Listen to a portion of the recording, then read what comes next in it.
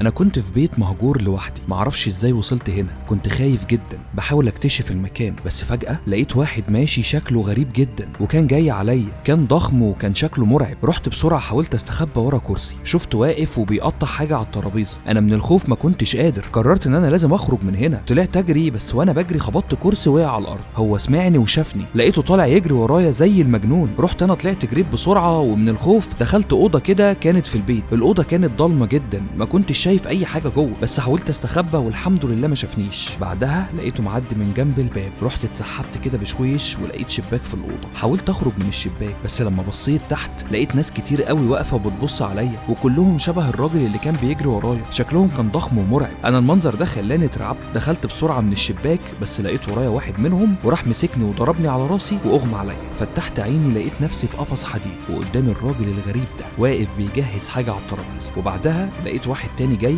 مسك القفص وشالوه، ولقيتهم سحبني وطلعوني بره البيت وحطوا القفص على العربيه نص نقل. كنت هموت من الخوف وعمال اقول لهم سيبوني. العربيه اشتغلت ومشينا. لقيتهم واخديني في طريق كده في نص الليل غريب جدا، وبعدين دخلنا في مكان